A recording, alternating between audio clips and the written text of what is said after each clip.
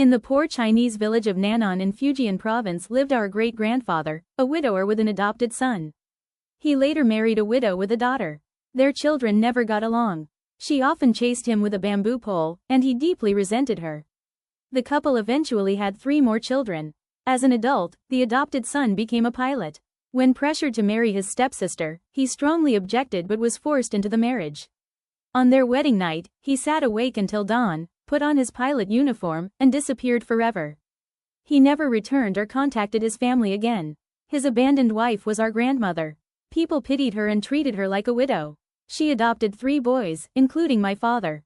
Growing up without a father, Dad became especially close to his eldest uncle, who treated him like a son.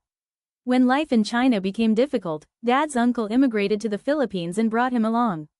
Grandma remained in China and played little role in his upbringing. Then came the Japanese invasion. The family spent weeks fleeing through the mountains.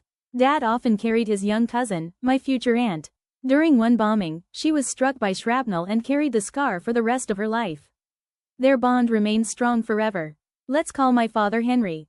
As an adult, Henry became a successful businessman in Manila. With his uncle's blessing, he married a woman he met through church. Grandma did not attend the wedding.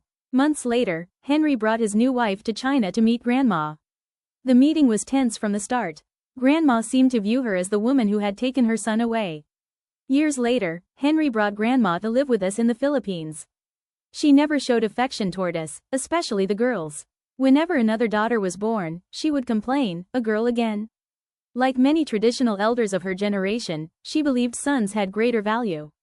Living with our family made her unhappy. She constantly criticized and scolded my father, even in public. The stress became so severe that Dad's uncle arranged for her to live with her second son instead. That arrangement quickly failed. Grandma physically assaulted her second daughter-in-law, who moved her family away. Once again, no one wanted to live with her. Back on her own, Grandma relied on hired helpers. Most quit quickly. One maid stayed longer because she spoke Chinese, but my older brother was horrified one day to find Grandma dragging the maid's infant across the floor by its feet. The maid left soon afterward. Without help, Grandma's house became filthy. Dad often brought us daughters there to clean. I was only about 10 years old. One morning my younger sister refused to go, and Dad struck her in anger. Decades later, he said it was one of the greatest regrets of his life. Despite everything, Dad continued caring for Grandma. He hired workers, maintained her home, and visited her almost every night because he felt responsible for her. In the 1970s, we built a new family home with a room specially designed for Grandma. Yet there was never warmth between us. She rarely spoke to us unless Dad was present. Then came another accusation. After my mother warmed some sticky rice for her, Grandma claimed she had tried to poison her. She also accused me of hanging up the phone whenever she called. Neither accusation was true. After that, she refused to stay with us again. Years of bitterness seemed to consume her. Eventually she suffered a stroke. The day after her first stroke, my mother and I visited her in the hospital. Everything seemed calm while we were there. But after we left, relatives said she became furious, cursed my mother, spat in anger, and even struck my aunt when she tried to calm her. That same night, Grandma suffered a second, more severe stroke that left her permanently paralyzed. I did not see her again until years later, sitting silently in a wheelchair while a maid fed her. When she died, I stood beside her coffin during the funeral service. I never looked at her face. There had been so little love between us that I simply wanted to close that chapter of my life. Looking back, it feels like such a waste.